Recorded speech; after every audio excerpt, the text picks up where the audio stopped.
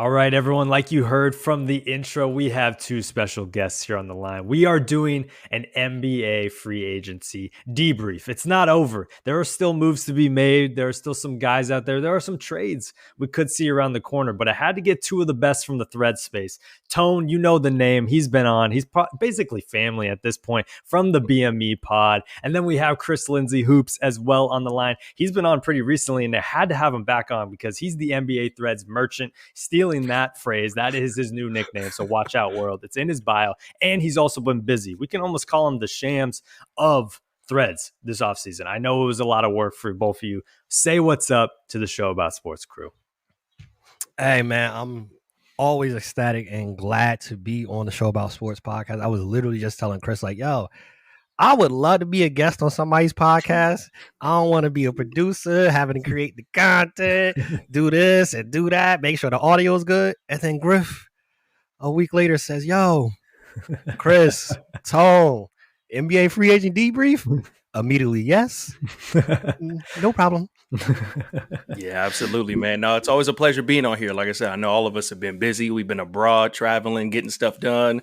Summer's going, you know what I mean? But yeah, this is just the beginning. I'm ready. I've been locked in. You know, I've been trying to give the content. You know what I mean? Just trying to keep everybody fed, informed. You know, so yeah, that's what I've been doing, man. I love it. No, and I love the abroad call out because everybody that's been following me, I have been abroad. It's been a journey so far. Back-to-back weddings, one of which abroad. I was threading in the middle of the night that time for then the U.S. time. It was so weird. People are like, aren't you like traveling? I'm like, yeah, but I still got to get these reports out. I still got to participate. But luckily, we had Chris and Tone and everybody else on threads holding it down while I was abroad. And I'm glad to be back. I kind of took a little off season, if you will, from the podcast, a little 2-3 week break. But hey, we got some basketball to talk about, guys. Let's just start it off easily with this. Winners and losers of free agency so far. It's not over, but we've seen some head-scratching moves. We've seen some lack of moves. We've seen some great moves from some teams. So I kind of want to kick it over to you. Tone, do you have a winner or loser that jumps out to you the most as we sit here kind of a week removed from the start of free agency? I'll start off with a loser. For me, it's a group of players, the restricted free agents. So the Jonathan Kumingas of the world, Josh Giddey, Cam Thomas, and Quentin Grimes. We look at free agency 5-10 years ago. We would see this cat and mouse game for restricted free agents where you see, all right, Jonathan Kuminga, he gets an offer sheet of 3 years, $75 million. Now the Warriors have to match it. Do they match it? Do they not match it? But with the new CBA, we are not seeing that. And players like Jonathan Kuminga, who, for all intents and purposes, we want to see this man leave too. It's not a marriage that worked out, but they're in limbo trying to figure out what they're going to do. And then you look at the aspect too of like a Quentin Grimes, great season last year. He wants $25 million a year. Ain't happening.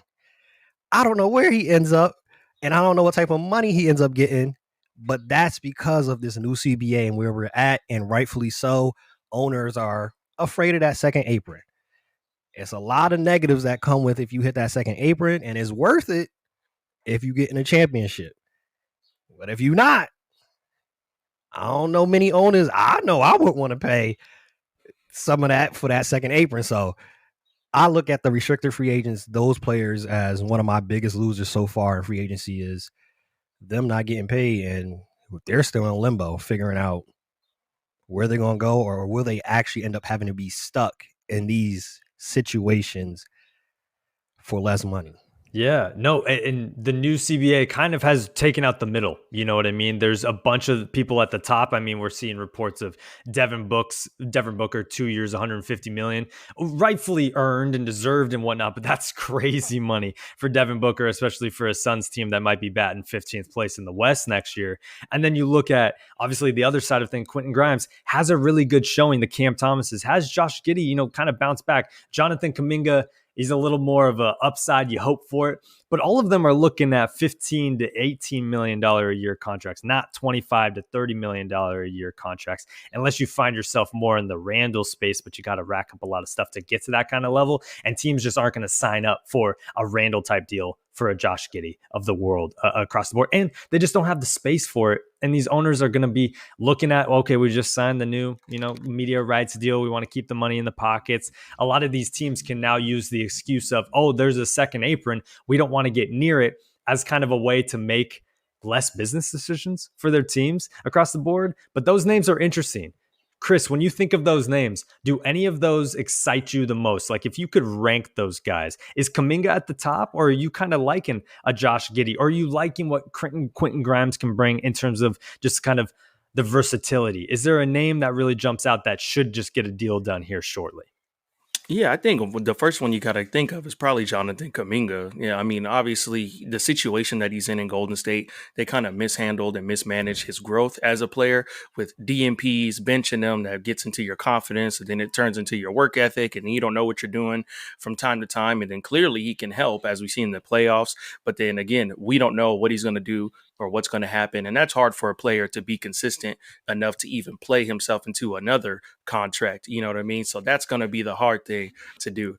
Another thing that can be like with Quentin Grimes, he was able to get moved. He was able to get traded.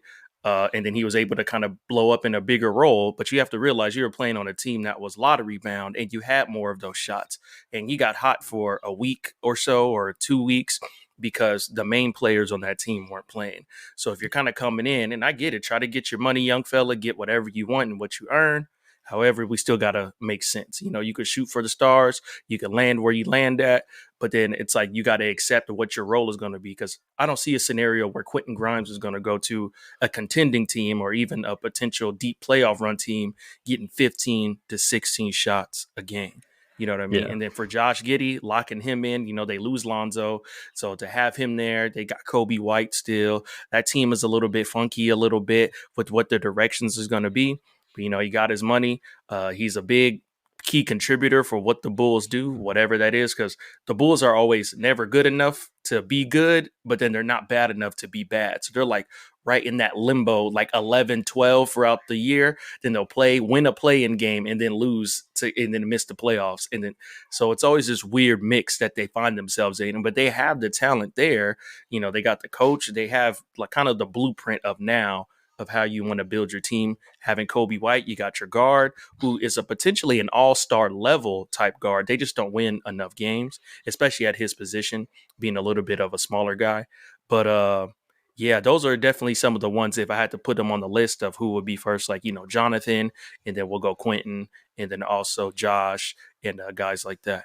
For sure. No, I'm with you across the board on that. And it's kind of hard because with restricted free agency, you're kind of at the helm of the owners and of the GMs and whatnot, because you can't just go out and be getting all these offers set up and all these moves because you are restricted in nature. And so what's tough is these guys can't sign deals that are kind of out there right now, because now Duncan Robinson is getting 3 years, $45 million. Talk about a jump scare off the tape. You're like, oh my God, how is Duncan Robinson making that money? But now Quentin Grimes is looking at that. There's no way he's going to be widely surpassing that. He might be able to get a Nickeil Alexander-Walker type deal for 4 years, 62, but that's still 15.5 million annual average. But teams are going to look at Quentin Grimes and be like, we don't want to put ourselves in a Duncan Robinson type situation. We don't want to invest that much of our money there across the board. But with a guy that we have a little bit more definition of, Kuminga is super interesting because we just really don't know what it is. I look at a team like the Bucks and I'm kind of like, let's make some calls here. Let's make some offers. I know their cap situation's a little hairy because they like to use stretching and wavering players like Damian Lillard, which then creates $20 million plus of dead cap every single season. But hey, when it starts tumbling, it just keeps tumbling more when you think about those bad decisions. When I think about another loser, when we think of free agency, I have to talk about the Bucks. I think we just need to discuss that because the next topic I want to get into is big trades we could see coming. And the only one that I see is a Giannis trade. Obviously, the failed experiment of last year. They're a little bit older, on to new guys. Kuzma comes in. Did you like that move? I didn't. I don't think that was going to move the needle at all. I'm still looking back to when they had Drew Holiday and why they moved on from him. Now you look at the team now. Miles Turner coming in. All right, Brook Lopez out. That's just kind of a one-for-one transition there across the board. Everybody else really remains the same when we talk about, obviously, Gary Trent coming back looking for a little bit more money. Think about him. Think about how long he waited to try to get a deal last year, and now he's kind of doing the same thing. For the Bucks, where do we go? Are they sixth in the East, maybe, with a healthy Giannis? Of course, they're always going to be in the mix. But is Giannis happy with that? Or are we going to see him finally knock his way out the door? Because I'm looking at a team like Detroit. Why not go pair him with, Cade Cunningham over there, or maybe bring in Kuminga and pair him with kind of a wing guy that we could see, because we saw that success with a Middleton on his team. I don't know. Tone, what's your gut check on the Bucks right now? I think the Bucks still end up being a top 6 team. You have a healthy Giannis. A season like this is the type of season that you see Doc Rivers excel. It's not much pressure. It's not, they're not expected to do anything. So I could see a season like this where they're top 6, maybe even a top 5 team. And to your point that, yes, free agency still isn't done. So there's talks of possibly a Bill coming over to the team and possibly getting another different type of point guard. Ultimately, though, I think to your point, I think Giannis, let's see how the season goes. Let's see how it plays out.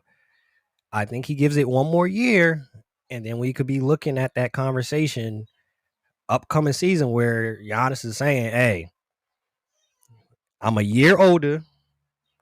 I don't see anything coming in the horizon. They're not a top free agent destination. I want out. And next year, even the higher cap, it's going to be more teams outside of the Nets. The Nets were literally the only team that had cap space to burn. You're going to see more teams available that have cap space.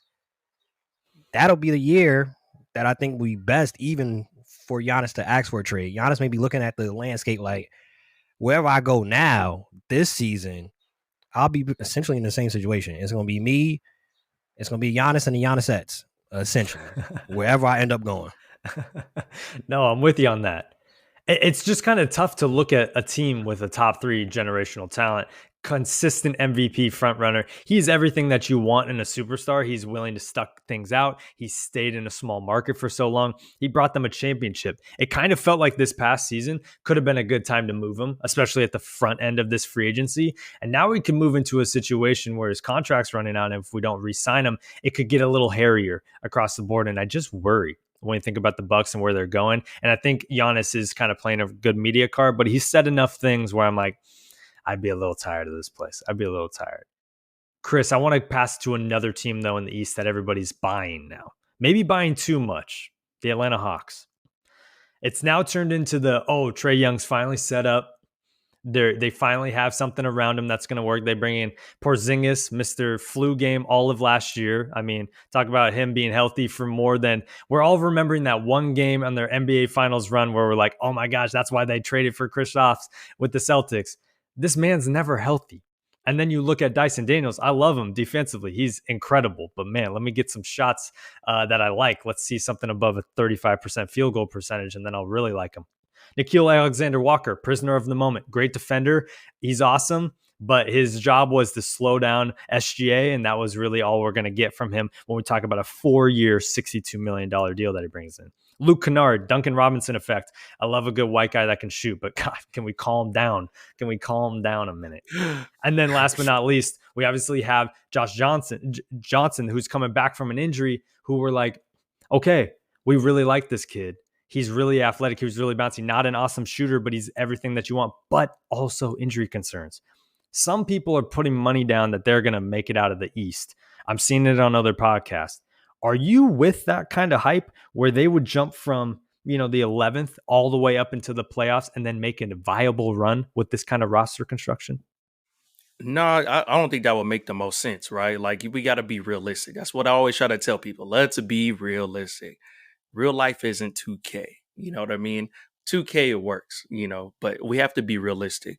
And I'm sure they did improve their roster, which is great. They've been able to make the right proper moves to kind of set them up to be in a better position to compete for a championship. Absolutely not. But to maybe get out of the play-in and kind of be a 7 seed somewhere around there, that's a W and a win for their season moving forward. And then you have to account for health, and you have to account for other things that can go on. Trae, it's been nice to see his transition in his game and how he's been able to be the game's top passer stat wise, you know what I mean, with his assist. And, guys got to knock down shots, but due to his scoring ability, it's opening up for him to be able to be such a fluid passer. And then on top of that, his scoring is still elite. But now that he has help, I get Porzingis is, this is probably what his 12th year coming into the league. As you mentioned, He's been hurt a couple of times. He's hurt at the wrong time. They'll have little games and spots where he's going to be looking good. He's going to get the lobs, pick and pop threes. Everyone's going to be excited. They may even go on a run earlier on in the year, that November, December. And then you got the in-season tournament that comes up around that time. And then everyone's going to be, drinking the Kool-Aid on the Hawks. And, I'm not trying to hate on them, but it's like, let's just be realistic. I just don't see a scenario where that's going to propel them to get them out of the East, even though the East is wide open.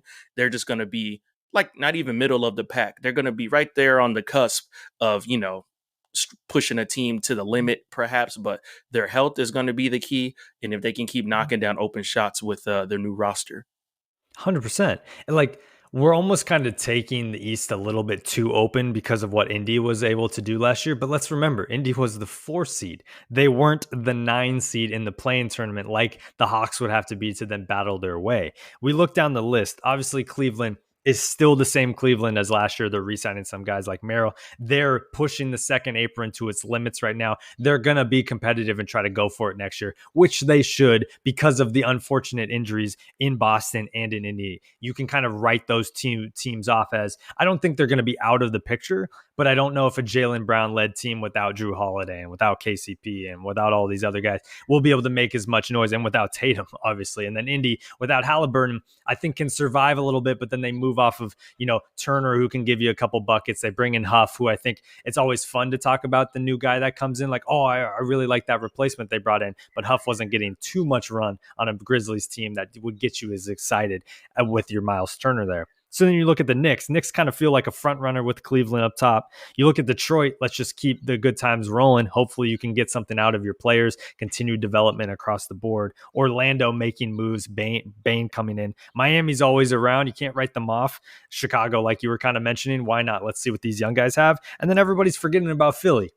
I mean, we got to talk about Philly for a second. They're not doing too much this offseason, but if you can pray for some knee health from Joel Embiid, if you can pray for whatever health, I don't even know what's going on with Podcast P, but just kind of some mental health investment in the game from Podcast P. And then you look at Maxey and you look at everybody else on that roster. Are we kind of forgetting about how deep the East actually is? I mean, I'm seeing the mayor talking about the Wizards might be a playing team next year. And I'm like, hold on, receipt hunting. He just wants to be able to post that next year. We're talking about an East that could flip on its head a little bit. Are we giving Atlanta a little bit too much grace because we're like, oh, there's other injuries, but we're forgetting about those other teams that should be able to sneak back up into the East? And I open that to both of you. I think so. I think the Hawks, they could possibly be a 6 seed, but looking at the roster, it is kind of lacking still in depth. And if anything we learned from the finals, depth is king. That's what OKC was able to have. Indiana, that's what they was able to have. The depth to be able to do that. They have some good pieces, but let's say Kristaps gets injured. I don't think we're going to see all 82. Let's say he gives you 56 games next year. For the rest of those games, who is stepping up to be there? Jalen Johnson. We all got excited coming in. Oh my gosh, he was 5 straight games, 20 and 11. Oh, he gets 4 blocks a game. It happened the rookie season, and then it happened the following season.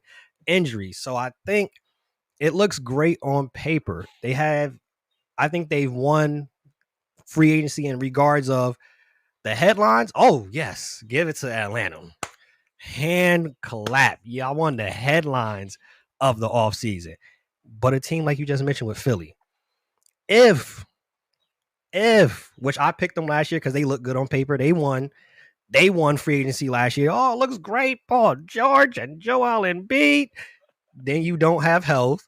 Then you have people that's more focused on podcasting. If you have them locked in, and what we saw from VJ Edgecombe last night already, Philly, if you watched VJ Edgecombe last night, Paul George, that should give you enough of a little bit of motivation to be locked in with how the East is looking right now.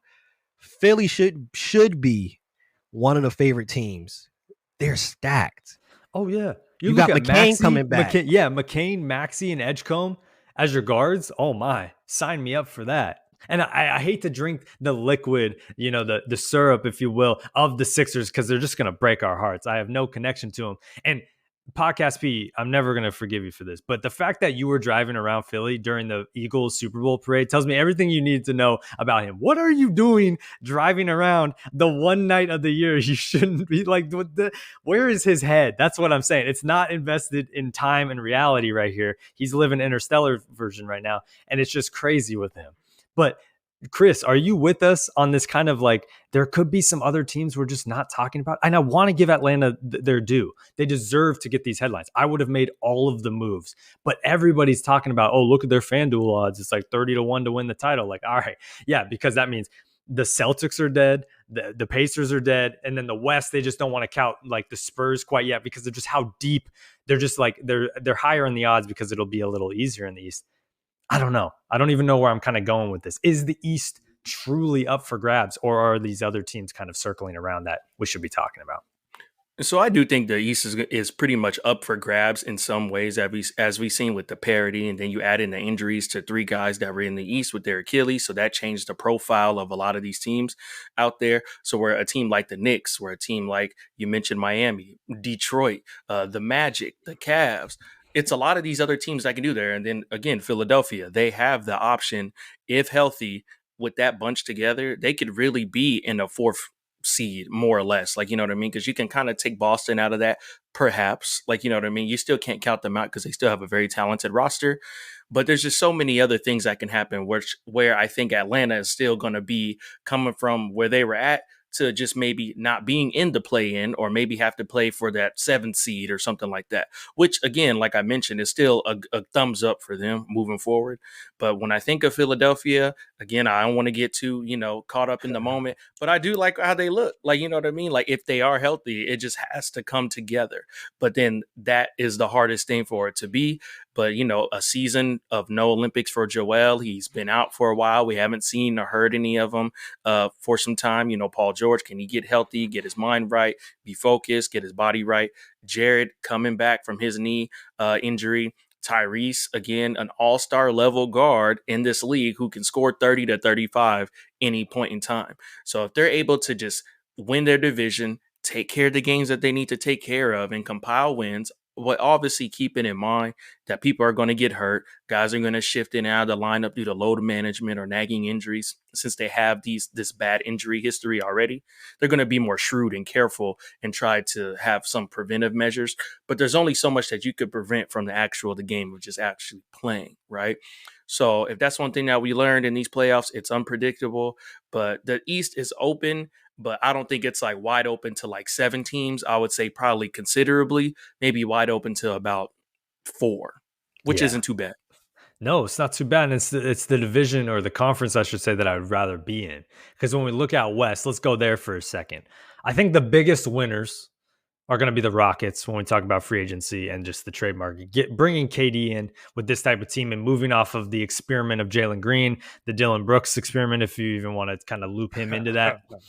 Re-signing Jabari Smith, which a lot of people have. We talk about the Evans and Aarons of the world. They're holding stock in him. I'm a little bit more, selling the stock of him, because I just think where he's a little too overhyped. He hasn't shown us enough, but hopefully he can kind of develop a little bit of KD's game with KD being there, because they're kind of similar in nature and kind of how they're built, and what I think Jabari's ceiling could kind of look like, not in terms of his career arc, but just kind of the ceiling in terms of play style. I don't know. Is Houston the clear front runners for the winners of the free agency on the Western Conference, or is there another team that's kind of sneaky that we're just not talking about enough? I think I'll throw in there in the mix that is either right there tied with them, or you could say had you might give them a little bit of an edge, is the Denver Nuggets.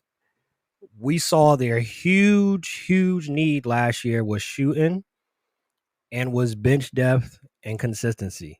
You get rid of Russell Westbrook, you get rid of Michael Porter Jr., and you bring in a Cam Johnson, Tim Hardaway Jr., Jonas Valanciunas, which I know for those that end up watching this, I know there's conversations that he might go to Greece. I'm going to take the odds that he's not going to leave $10 million on the table and an opportunity to win a title on the table as well. I think he'll be in Denver. I get he probably wants to be overseas and he feels more comfortable being overseas and will probably get that starting role and that love with 20 attempts a game and all that. Get the 1 year, the 10 million, get you a ring, and you go anywhere in Europe and you set for life, my boy. I think Denver, you add these players to the mix. Like I said, Cam Johnson, too, a smarter, more consistent player than Michael Porter Jr. to throw something out there for those that might be like, oh, Michael Porter Jr. averaged more rebounds. He's taller. There was 9 games last year in the regular season that Michael Porter Jr. had 0 3-pointers. The Nuggets went 4-5 in that. In the playoffs, he had another 4 games like that, 0 3-pointers. They went 1-3. Cam Johnson had 1. I think that's a win. And you add that to Nikola Jokic, who still is arguably the best player in the world, not just America, in the world, and you give him some shooters and you give him some help, that'll be the best backup that Nikola Jokic has ever had in his career. And Jonas, hey, Denver's a team that people need to watch for in the West. Houston, of course, like you said, they deserve their love too, but don't forget about Denver. Yeah. No, I'm completely with you. They're kind of like the anti-Bucks of the West. They're just making those smart decisions across the board, and they're dealing with the injuries and they're dealing with the players in and out of their lineup, but keeping their star, their MVP happy across the board. I'm just assuming that Jokic is happy. I'm assuming also that they're having conversations with him across the board, because I know he has some feelings about Michael Porter Jr. based on that playoff run last year. He's kind of saying some offhand stuff there. And then Cam Johnson, you just look at him. He's more of a two-way threat too across the board. MPJ is a liability on defense. Don't let his height confuse you. He's not a defender. He does have the higher offensive upside, I will say. Like if you just need a circus shot, he'll give you that. But that's the thing. Cam Johnson can still give you everything off of a screen. He can move and shoot. He can give you above the rim if you need be. And he can kind of give support to Aaron Gordon a little bit more that I think Aaron Gordon was lacking. You could even have units where you have them flip-flopping time off the court, and they can play similar roles, kind of sitting in the dunker spot a little bit across there. You get a little bit more space for Peyton Watson to play more. Braun, I mean, he's already shaving his head and he's back in the gym. I've been seeing some photos of him. I love those off-season clips because it's like Ben Simmons showing up every year. You're like, oh, he's working out again. But Braun, I'm liking his development is essentially what I'm saying, and I think he can be a reliable two guard for them across the board. And then the Bruce Brown stuff across, I think you bring him back as well. Oh, I like that. Everybody on this team was somewhere else. You could kind of do a missing poster, if you will, because they've just been stuck on Toronto or stuck on Brooklyn. You just haven't seen them too often. And now they're back. They're in a big market. We're all going to see and love everything across the board. So I'm with you, Tone. I like what the Nuggets are doing there. Chris, another team that's jumping out, maybe the Clippers by chance, or maybe you do like what the Lakers have done across the board, or even the Thunder just holding the course steady, paying SGA and going on. When you look at the West, who are some of those winners in your eyes? Yeah, outside of like Oklahoma, even Minnesota, one thing I do just wish Minnesota did was address their point guard issue. I feel like they still kind of need something like that. Rob Dillingham, that's tough. Welcome to the starting lineup. Yeah, exactly. There you go. So you're going to have to get Dilly in there. But again, I like the Rockets, what they were able to do. Their roster construction is phenomenal, how they've been able to flip it, turn it, get exactly what they needed. But then again, since they are a new group, it's going to take some time for them to get used to it. Then you got to account for injury, just like with all teams. And, one thing that concerns me with them would be just their shooting. That may be something a little bit just floor spaces, but, having DFS does help out a lot. And now Fred VanVleet can be a guard who's off the ball to pass instead of off the ball or on the ball to score. You know what I mean? So hopefully they can get a bit of driving and kicking, which can open up that offense, especially with Al P and A-Man and all those guys. But to your guys' point, I really do like what the Denver Nuggets did by they still got Jamal. They still got Joker, and then you add Cam. Christian looks like Zach LaVine all of a sudden. I don't know how that happened, So he's doing his thing, and they brought back the guys. Tim Hardaway Jr., we know he can spot up and pull from 28 feet, and you get him, Joker, off a rebound, and him flying on the wing, and you got Cam on that side, and you got Jamal, running, and you got Aaron sprinting. That's going to be hard to guard because guys can shoot, over there. They could pull up, and they have range. I do like that they added those pieces in there, and now they have their coach who's going to be into his first full year with his staff that he's been able to load up. And you can tell that trust is kind of in there from Joker and those guys. And then hopefully Valanciunas stays, so then Joker can have that backup center, and then you can stagger those minutes and kind of play along that way. Like you said, bringing back Bruce Brown is going to be another great thing. Like Tone alluded to, he's going to take that Russ role that had with a trusted person where it may not be as erratic. You know what you're going to get when he's in the game. So I'm looking forward to seeing them be one of the potential better teams in the West moving forward, because they just got better. I know everyone likes the big free agent splashes, which are always great. Me personally, I always go on record and say I like trades for 2K purposes, and that's about it, unless it actually works out for sure. But I'm always a fan of keep your core together, build your marginal pieces, and get the ancillary guys. Cam Johnson, great three-point shooter, a solid defender. He does the little things that it takes to win, which is always the key. He can be what KCP was during that run, more or less, right? He could super athletic. He can get to the rim. He's been on teams that have had high expectations, and he's performed. In these last couple of years in Brooklyn, he hasn't had to. But, it's easier. Sometimes you got a nagging injury. They'll sit you out a little bit just because, it's like, hey, we don't want you to get hurt. We're already going to work out something to move you. And then the way that he talks about the game, as we hear him on different shows and stuff like that, he has a real deep knowledge of basketball. So you pair that with Joker, that's just going to be very hard to guard. And that's what I'm going to be interested in seeing. And they got younger, you know what I mean? And they got those solid veteran guys who have been in the league from 5 to 7 years who can play a role and star in it and be phenomenal for the Nuggets. So I really like what the Nuggets did. I agree with you guys. Yeah, and it's super interesting. The West, and kind of how I'm kind of viewing it right now, is they have two of the top MVP candidates every year, SGA and Joker across the board. And both of them can carry the weight, and all of their secondary younger pieces have really stepped up or have continued to develop, and that has been crucial for their success. When I look at Minnesota and I look at the Rockets, I think that's what's going to define their seasons. Who's going to step up from the young guys? Can Rob Dillingham actually be viable? Or are we going to think about him as a draft bust? Because he needs to fill at least that Conley role. Maybe not being the point guard. Edwards can still bring it up across the board, but he just needs another guy, just a shot maker, another guy that can get to the basket. And then on the Rockets, don't forget about Reed Shepherd. I mean, that guy was alluded to as this best player in the draft and some people's mock drafts across the board. He better see some times now that we have Whitmore out of there. We have Green out of there across the board, Brooks, etc. There's more guard openness for him to get some more play time. And if those guys don't have a viable role on these teams going forward, I worry that they're just not going to have the same success. Houston being a 2 seed, Minnesota a 6 seed, made a little bit of a run there, but they're definitely going to need the young guys across the board. And I think that kind of defines the Western Conference when we talk about those French teams looking to make a splash. But let's talk about a young old team here, the Lakers. I call them old because LeBron skews that average really far one direction across the board, and they might be getting, DeAndre Jordan across the board. That'll really skew it too. But they are kind of young at the same time. What do we make of the Lakers making the move for Ayton? They have some other pieces. We're hoping. I seen Dalton Connect play around. I'm seeing Bronny James not play. I don't know why he's not playing in these summer classics. This feels like prime time Bronny time to play right now, but maybe he's nursing something.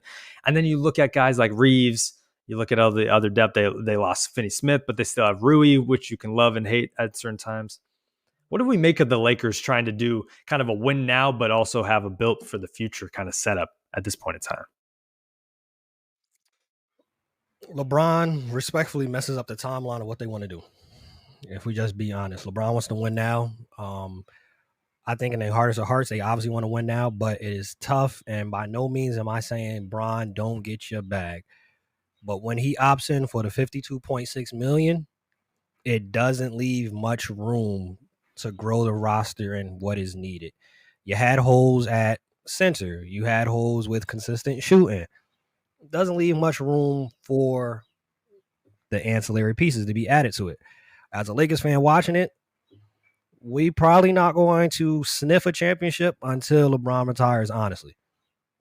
And it's no disrespect. It's no knock on Bron. I'm not hating on Bron. I love his game. I love everything he's done in his career. And I love everything that he's done so far for the Lakers. He got one title. But if we're being realistic, in the words of Chris Lindsey Hoops, I'm going to be a realistic Lakers fan. We not winning no title this year. And it's a tough situation You see other teams getting better, and you could have Rich Paul put the tweets out and the passive aggressive stuff, but in year 27 at 54 years old, that's not moving the needle. That's not making the front office nervous or shaking in their boots. Oh, Bron said he wants to win. Okay. Rob Pelinka's like, okay, I didn't do nothing last offseason, and I ain't gonna do nothing this offseason. We just waiting for you to retire. And that's the reports that came out. It's like they just viewing him as a expiring contract. I think they're hoping that he retires after this season, which I hope he doesn't, just because that would kind of stomp on Chris Paul's retirement farewell. Hopefully he doesn't retire this season, but at least as a Laker this year, it's 2 timelines. Like you just alluded, it's 2 timelines. Win right now. The Lakers are looking at the big picture like, we have Luka. This is our future. We have him for the next 10 years. We need to put the team in position to win the next 10 years. We're not in position right now, especially with the cap. I don't like it, but I can't disagree with Rob saying we're looking forward to 2027 free agency. We'll have X amount of dollars. We'll get another star. I get it in that logical aspect. As a fan, I wanted to see y'all try to get one more before Bron goes, but I don't think it's happening. So we think a starting lineup, like hypothetically, we got Vincent, Reeves, LeBron, Rui, and then Ayton down low. That can't. Did I even say Doncic? I'm tripping. I didn't even say Doncic. Doncic, not Gabe Vincent. Reeves, LeBron, Rui, Ayton. We're saying that lineup. Say it's healthy all year. You know, we can have the depth conversation and whatnot. Say they finish as a 5 seed, 6 seed. That can't make a run in the West at all. Like, we're writing it in stone. The Lakers can't win a title this year with this kind of construction. They ain't got no answer for Jokic. They don't got an answer for OKC and they depth. Thankfully, we ain't even running the OKC. If we saw everybody, if we saw OKC, it would be different. Hey, OKC run 14 deep. They run 14 deep. Wiggins wants that action. He'll come after LeBron.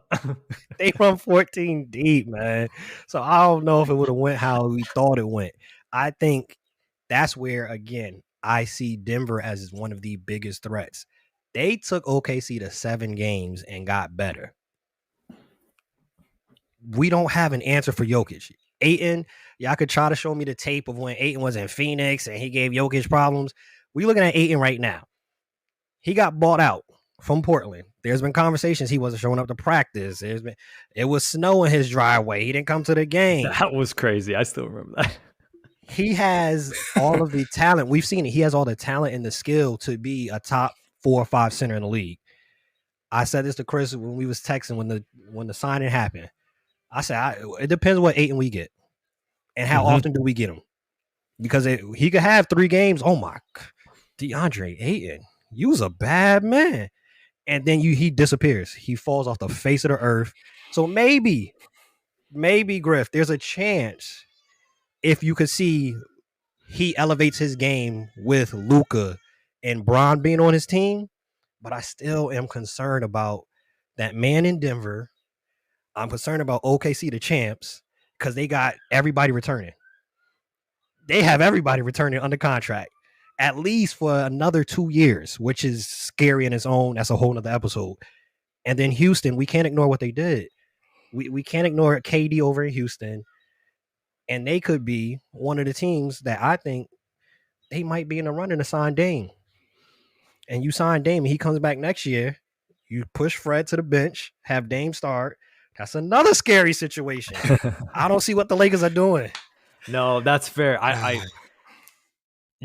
Guys are free agents and guys are bought out for a reason. Let's just start there. You know, there's only a few guys that can create their own situations, and those are the best players in the league. But when these guys like Ayton are getting bought out, it's not because, oh, you did so well for us, let's just buy you out. We just want to do right by you and get you off our books for no like. There's a reason why he's not in Portland anymore. And he, unfortunately, I even saw a graphic that you posted, Chris, about like all the names he could be, like, oh, Kareem, Shaq. And I was like, that is the crazy. Whoever made that was smoking crack, and pass that my way because that sounds crazy. But you think about his upside. He's everything that you'd want in a big man, you know, but he's unfortunately a soft big man. He's not what they need. A guy that can go against Gobert, that can go against Jokic, that can go against Hartenstein, and even Chet Holmgren. Chet Holmgren's not even a big guy, but he'll play. He'll play. He'll push you around. He's willing to fall down to play. We will never see that side of Ayton, and I worry that his agent is almost doing him a disservice, being like, you should go to LA because the lights are only going to be brighter. It's like going to New York or the West Coast. He was able to kind of camp out. And even in Phoenix, he was able to camp out with, they had Booker in the way, and Phoenix just isn't naturally the biggest market ever. And so, Chris, what's your take on Ayton? Do you see an upside play? I would make the move 100 times out of 100, both sides. Like, the opportunities Ayton's going to find there are going to be great, but the noise is going to be really loud. It's going to be in his ear, and it doesn't sound like he likes that kind of noise very much. Yeah, that's going to be the main thing, is the motor part, right? We know the viral clip of the second round in the playoffs when Jokic is just tipping the ball to himself and Ayton just out of bounds, just watching his guards trying to compete for a rebound. And one of the most interesting dynamics I want to see is between JJ and DeAndre.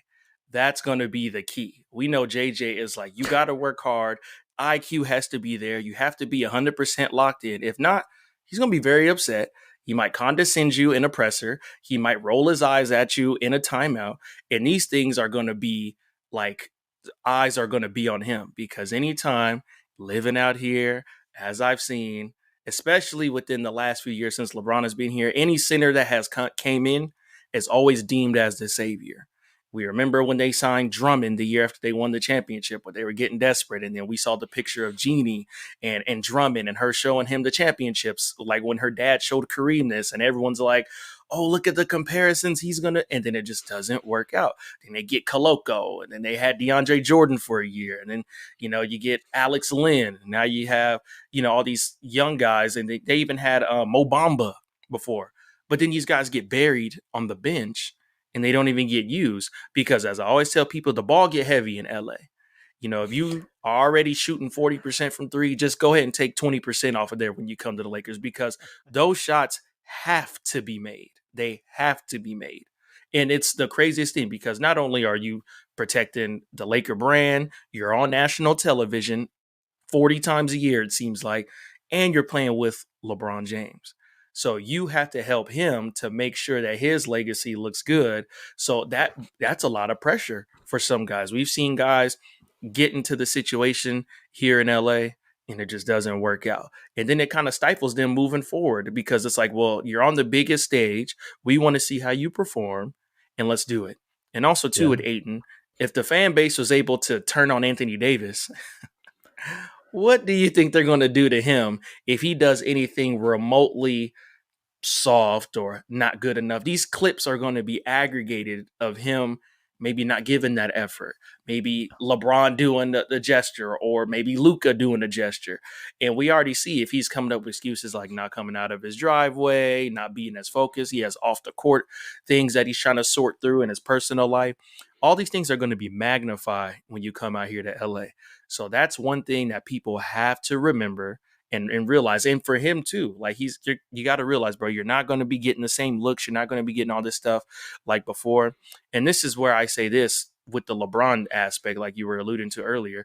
What I feel personally is, if they're able to move off of him via trade or buy or whatever the case is, I feel like his best situation would be go back home to Cleveland, finish his career, year 23, get some assets back from Cleveland, maybe have a third team in there that will set the Lakers up, moving forward. Because you got to think about it.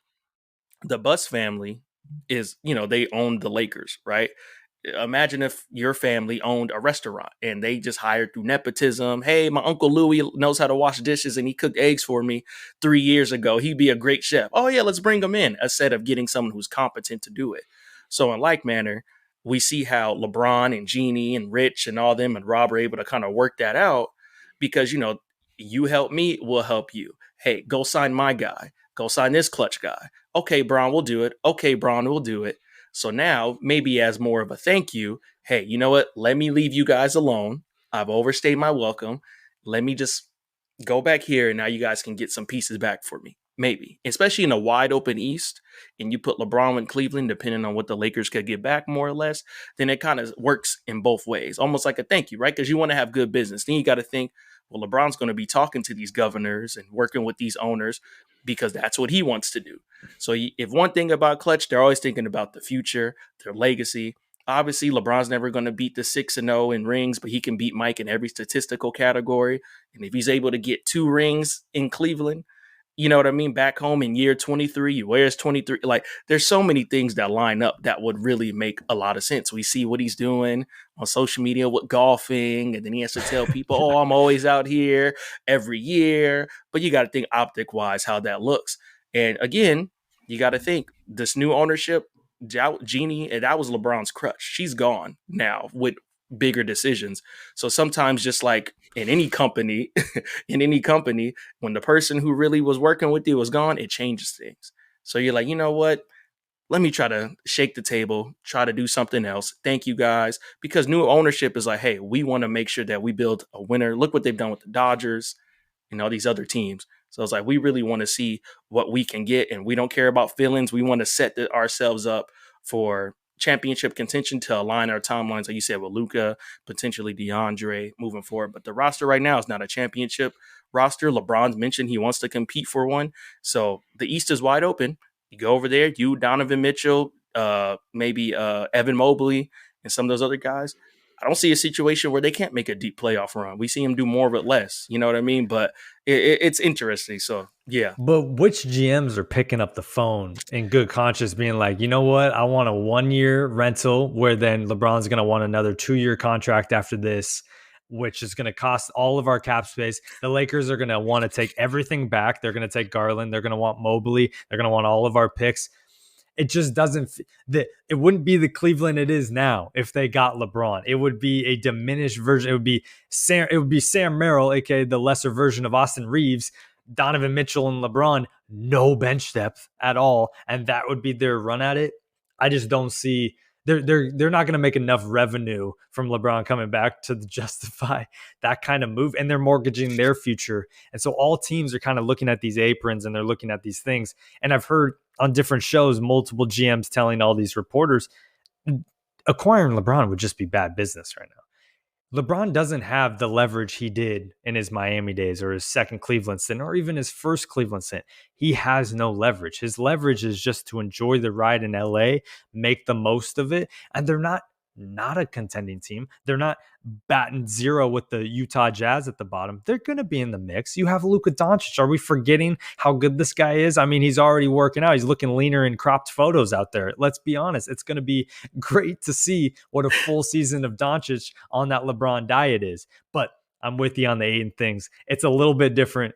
Ayton's going to hear a lot of European slang thrown his way from Luka all season. We're going to get another J.R. Smith LeBron meme in the NBA Finals all the time with Ayton, because I just know he's going to forget that his role is pick and pop, screen, roll to the basket. I need you to be a bruiser down low. But yeah, talk about guys that are going to be missing Anthony Davis right now. It's going to be Lakers fans, because he brought them everything you'd want and good health, which is all you can ask for. And now we need to talk about that team.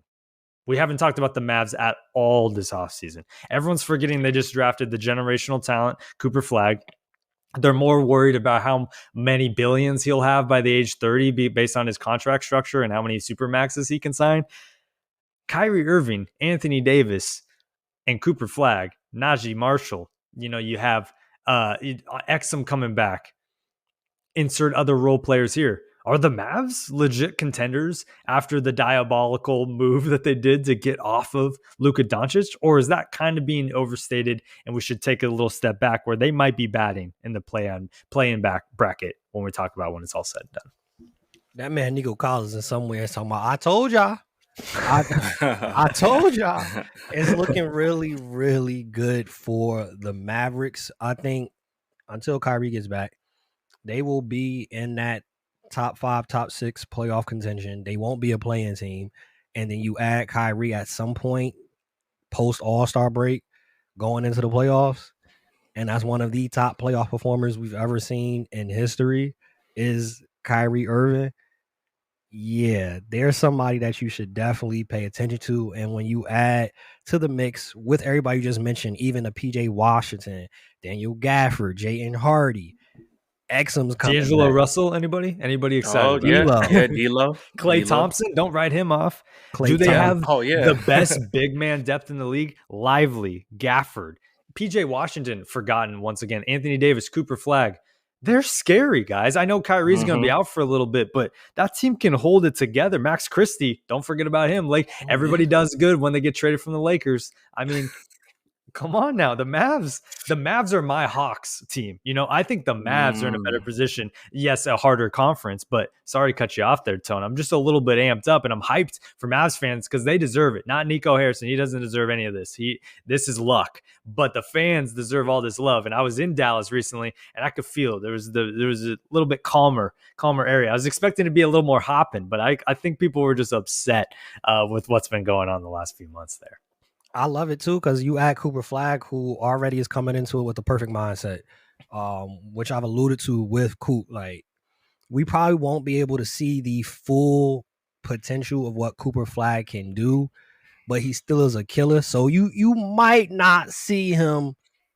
You might not see the lion roar, but 20 games throughout the season. But he doesn't have to, and he already has the mindset. He said literally, "Yo, it's a blessed opportunity that I'm coming to this team." So he already knows he's coming into this is his Team USA experience. I get to play as Cooper Flag as the number 1 overall pick. I'm coming in to play with Anthony Davis, Derek Lively, Gafford, PJ Washington. Kyrie Irving's going to be coming back. D'Lo, who's the perfect person to hold it down till Kyrie comes back. Dante Exum, his career got rejuvenated last season with them. Max Christie played very well with them. And then Kyrie comes back and you could slot these people to the bench. Now you have even more guard depth. Hey, Cooper Flag probably came into the best situation as a number 1 overall pick when Oh you yeah. think about it, outside of like a Tim Duncan. Tim Duncan comes to that Spurs team with David Robinson. They end up winning the finals. You might see something similar to that. Maybe not this year, maybe the following year, but that team is set up very beautifully. I mean, Aiden to the Very. Suns too. Talk about going back to Aiden. He was pretty well set up there. Reese Yeah. Shea is looking pretty good in Atlanta now. He might even be coming off the bench for them. If you think about that, we can't forget about his setup. And then you think about Najee Marshall and PJ Washington. They're going to just be such a good complement in the middle. They're everything that I think people wanted Dorian Finney-Smith and Rui Hachimura to be together. Those two, I think, are an enhanced version of that across the board. And Cooper Flag, I was talking to this guy named Mike the other day about it. If he can try to be somewhat like Pascal Siakam in year one, where his game is centered around that type of, he's a big man, but I want him down on fast breaks, like immediately off the board. Go get me a couple, work on your mid-range game. That's what you like. And then be used as kind of this, like, I'm going to work on my outside shot thing. If I could get Pascal Siakam out of Cooper Flag in year one, based on how high up he's propped and whatnot and how good he can be so early on, we're talking about a team, guys, that has probably the best depth, a mix of veterans and young guys across the board. And I just think we're not talking about them enough. Chris, are you on board with that? Or are the Mavericks maybe a little bit overstated coming into next season right now? Yeah, no, I'm definitely on board with it. Like just seeing again, like what Tone said, him being Cooper being drafted into the perfect situation, kind of like Tim Duncan was, where your role isn't you're not brought there to be a savior like most number 1 picks, right? You're coming in on a loaded roster, and he has the mindset of knowing that, and then you become you're around Hall of Famers every day, the coach, your players, and you're with all these former lottery picks who all have been moved in their career. You even get D'Lo. Like, listen, man, this may be one of my last stops, but I'm still a journeyman, but I still have am serviceable within this league. And I do like the Pascal Siakam, comp, because that's what I've been saying this whole time. Is like, it's not a slight. Like, he can play like Pascal Siakam, back to the basket, be in the mid range, turn around, maybe a fadeaway. And a lot of his points, I feel like, are going to be set up for him. And we already know D'Lo is a significant pocket passing point guard. You know what I mean? So if you have a team playing drop defense, then you could have a shooter and you could have 2 lob threats or 3 lob threats on the court at the same time. So that makes it kind of tough. And then between those guys, you get all those fouls that you can use on Zubac, that you can use on Joker, Valanciunas, and Alpi Shingun. You know what I mean? There's so many guys that you can use to pick up some fouls. And if they put it all together with Anthony Davis and D'Lo being reunited, as you see, they hang out a lot. They have really good chemistry. And then you get, hopefully Kyrie, like he had mentioned, I think on one of his streams, that he's going to take his time, not rush anything back, because there's no big rush for him, especially coming with a knee injury. Him playing in his 14th year is like, let me just take care of myself, get myself right. And you got your defense that's taken care of, like you said, with Marshall, also Christie, and then you still have shooting with Clay. So the depth that they have when it all comes together, and knowing how offensive minded that Jason Kidd is and how he can get the best out of most guys is going to be phenomenal. I feel like Jason and D'Lo, he's going to be able to unlock something with him with the point guard skills. Like, you know what I mean? Because they both were pretty big guards when they played, and they both have elite passing ability. And, D'Lo's a journeyman, but he's wise at this point in his career, right? Like, he's seen it all. He's played in LA 2 times. He's been in Brooklyn. He was in Golden State. So he's been around, you know what I mean? So now he is a seasoned vet. He's big bro on the team. Cooper's young. They can kind of protect him, and there's not a big expectation on him. So all he has to do, take care of the ball, make the most of his minutes, show up early, and he's already a hardworking kid anyway. So that's one less thing that you have to worry about. But they're definitely going to be one of the teams that's going to be in the top of the Western Conference heading into next season. Can I add something real quick, though? The thing that I think is scariest with this Mavs team is there is a possibility at times that they could run a lineup where you have Najee Marshall, Cooper Flag, AD, and if you wanted to go super big and add Derek Lively. Let's say you don't even add Lively. Najee Marshall, who we saw his offensive game take to another level last season, but still was a dog on defense. Cooper Flag, who loves to play defense, blocks, rebounds. He's agile. He's able to do kind of the role that AD was doing his whole career, but you get that at a 19, 20-year-old. And then you used to have AD, who is consistently a DPOY candidate for the last decade. That lineup right there, those 3 right there, defensively, they are going to give teams fits. I can see now watching Mavs games and whoever they're playing, they could be playing the Lakers, the Nuggets. They haven't scored in the last 4 or 5 minutes against a lineup like that. Najee Marshall, Cooper Flag, Anthony Davis, and then you got Lively coming off the bench who plays defense too. They are set up very nicely on both ends of the court, and they have the shooting as well. They're definitely going to be a team that people should not be surprised next year. Oh, wait, the Mavericks are top 4 team? Yeah. Mm-hmm. No, exactly. And talk about if you're a number 1 draft pick, who are you going to be learning from? Oh, Anthony Davis as a big man, one of the best 2-way defensive player of the year candidates, great shooter, developed into that, always kind of had that, but really fell into that when he was in New Orleans. And then it's just like when Wemby was training with Jamal Crawford in the offseason.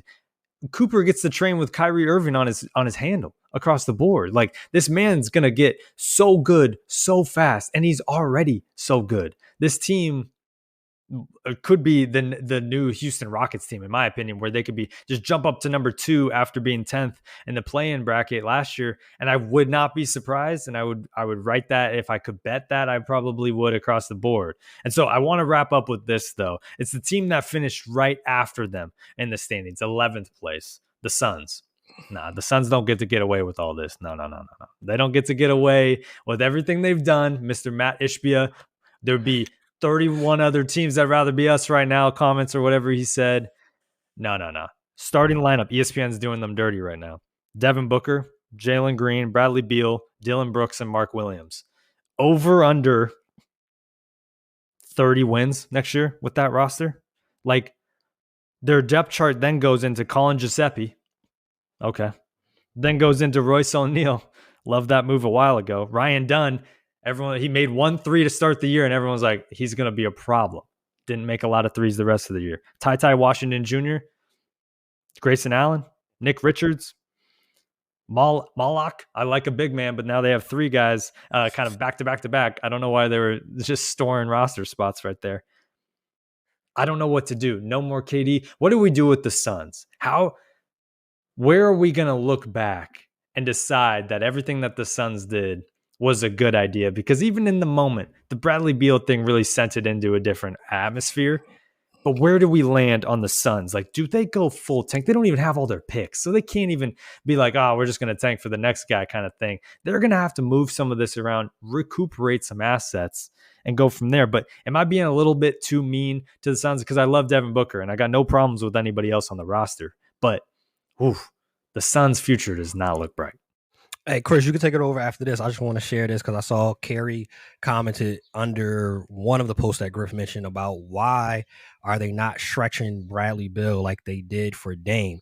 So when it comes to the stretch and the stretch contracts, it is only up to 15% of what the salary cap is. So for this year, the salary cap, you're looking at 232 million total. The Suns already have 13.8 million allocated to EJ Liddell and Nasir Little. You could only have up to 23 million. If you add Bradley Beal to that, Bradley Beal's contract stretched out will be 22 million over 5 years. 22 million over 5 years exceeds that limit of 15% of the salary cap, which they already have dead money in Nasir Little and EJ Liddell. So Bradley Beal can get stretched out. Oh my gosh. Yeah. Yeah, Chris. no, it's true, man. Like, I think they have their work cut out for them. It almost seems like Matt Ishbia was reading the old CBA from like 2015 or something like that on how to build a team. And I get it. You know, you're excited. You want to get your team going. You want to get all these things, but sometimes you can get a little bit overzealous. And just talking to a lot of Suns fans, a lot of them aren't happy, obviously, with good reason. You know, it just the way that the team has been built. You know, I will say this in defense of Bradley Beal, he got dealt a bad hand, right? Obviously, his connection with the Bartelstein family is deeper because that's his agent who was able to give him that no trade clause while he was in Washington. And then you get the Bartelstein connection in Phoenix with the CEO and stuff like that. So it's like, hey, come here. You're our guy. We're going to take care of you, get you your money. Fine, whatever. We're going to play on here with these other two great scorers. But you have to see in the league now, that's not the case, which almost brings up the fact, like, is it harder being a bench player or a third option on the team, a six man or a third option? So now you kind of start to see, you know, being the third option when you're used to scoring and having that offensive load and that shot profile, you almost just need to be a basketball player, which is screening, rebounding, assist, reading angles, doing all those things. And those just aren't things that Bradley Beal wasn't doing because he had to carry the offensive burden so much. So if you don't do something, then you get splashed and dropped into a situation just like how we saw with Russell Westbrook when he was on the Lakers. These things become issues and they become chaotic, and then you almost get to be blamed. But in defense of Bradley Beal, you had two coaches in 2 different years, right? That doesn't change or help a lot. So you get 2 different environments. You got 2 different coaching staffs. Then what's your expectation? Going into each game not knowing what you're supposed to do is probably one of the most difficult things. But I will say this, he always was a professional throughout it all. Whether he was injured, he always showed respect. Even if he was stinking up the place, he never turned on the fans or the front office or anything. And I know it's a lot easier doing that when you know you got a lot of money coming in. And I was about to say. Yeah, and you have I'll be quiet for 75 million. I won't say nothing. You could pay me and I'll shut up for life. You know what I mean? But then, you know, when you have the insurance of the connection of the Bartelstein family, it's like, hey, listen, man, we're not going to do nothing to you. We're going to get you somewhere. So obviously the stretch provision won't work. Now you got to think, okay, what else can we do? Do we buy him out? But then what does that do? Well, he has a no trade clause. Well, then you have a couple of teams who may be interested in him because he's still a serviceable player. He's only going to be 30. I think he's 32 years old. He still can contribute at a high level, but it's all about the role that he's going to be in on the team. You know, I had liked them in Denver before they had made the moves that they were going to make, you know, as a Russ replacement. I felt like that would have worked for him coming off the bench in that way. And then they're saying the Clippers, which I don't think would work. The Lakers obviously isn't going to work. I would say if you send him further east, that may work. You know, he's from the Midwest. Maybe Milwaukee could get in there. You know, they don't have Dame. There's no pressure. You just get in there, score the ball. Be a vet to all the young guys on there. You maybe even go to Chicago, be with Coach Donovan like you were in college, and he'll really let you do whatever. No pressure situation. I feel like that may be best for him. And then not to mention the Suns, they have the All-Star game coming up there in 2027. So the All-Star game, they're going to want a big-name player. They're going to want the city. They're going to want everybody kind of excited to come to Phoenix to show them the All-Star game. Devin Booker, again, feel bad for him. He doesn't complain. We never hear him complain. He's had about 18 coaches in his last couple years in the league, but he doesn't complain, right? Because he's their franchise guy. But it just sucks the way the roster construction is. There really is no imminent moves that can really move the needle for them, where you kind of expect them to be kind of toward the bottom tier moving forward. And then again, there's no move that is on the horizon that can do that. So they're almost on the tier of retool, rebuild, right? They have a lot of redundancy. Now you have a brand new coach in Jordan Ott. You can't forget about that. You got a new ownership group. Well, not ownership group. You got a new GM, president. Just a lot of new going on. And, and that causes so much issues. But now that they're going to not have any pressure to really win or do anything, I think these might be the years where you kind of start to rebuild moving forward. Hey, real quick, for those that end up watching this, because I know a lot of people actually tune in and listen to the show about sports, I misread my notes because I was writing too fast and it wasn't legible. The actual salary cap obviously is 154 million, not 232 million. 15% of the 154 is the 23.2 million. Just for clarity on that. And for Suns fans, you might have some brighter days ahead, because there's been talks and reports from Bobby Marks that they are working on a buyout. The only issue is the number of the buyout, which is always the issue concerning buyouts with players. I'm supposed to get 75 million.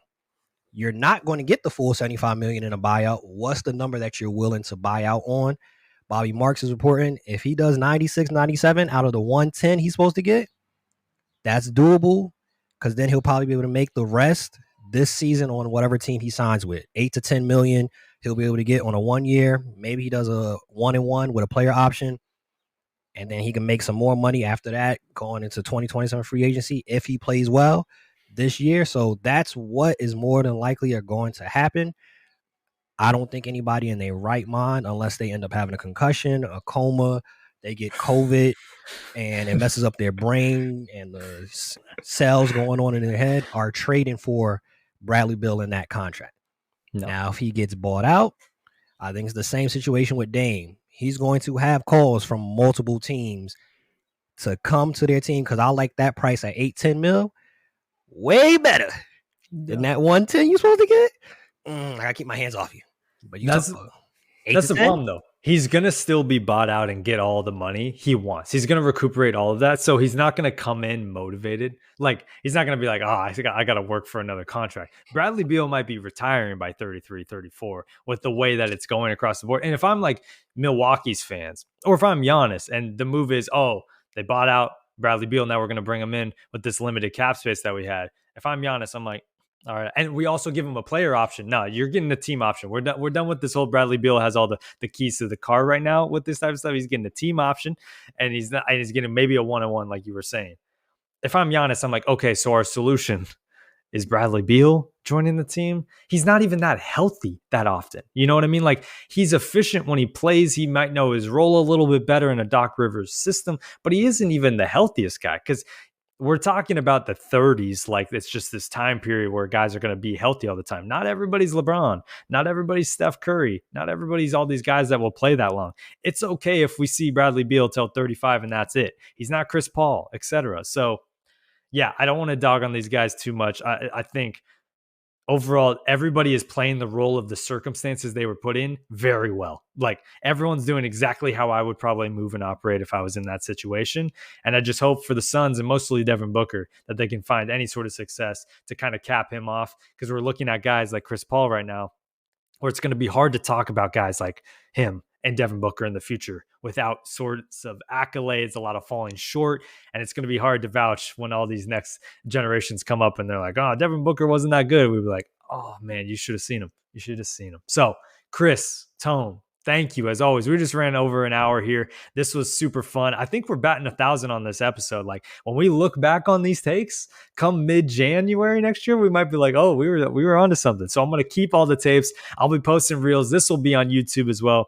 Chris and Tone are on Threads all the time, posting all of their updates across the board, not just in basketball, but other sports as well. The Threads Merchant, the BME pod, respectfully. And guys, I just really appreciate you guys jumping on. Anything coming around the corner for you two individually? Well, Yeah, no, just I'll break it yeah, down for y'all. go ahead. Yeah, go ahead, brother. What's today? The 6th. The 20th. Me and Chris will be collaborating on an episode. It'll drop on the 21st. So yeah, it'll drop on the 21st. So that's something coming around the corner. Yeah, we just keep working. You might see some merch coming from BME and the Corner 3 Pod. Maybe by the end of the summer, you might see something. Just throwing that out there. You might by the end of the summer. Drop the link below. Yeah, you got to drop that link for sure. Yeah, absolutely, man. Yeah, no, I'm gonna be on there. I'm gonna be on BME. I'm sure I'll probably be on here again soon. Hopefully, I'm planning to. My summer schedule's kind of opening up, so I'm gonna probably be at the Drew League. So check out for that coming up in the next couple of weeks. We're gonna be covering some summer league stuff.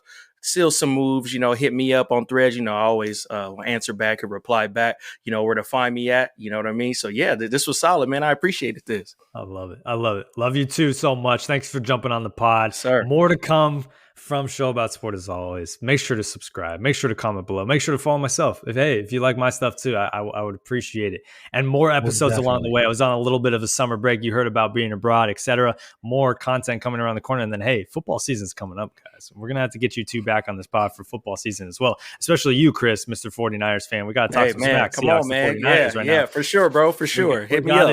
We got to do that. So, yeah, shout out to everyone. And as always, cheers.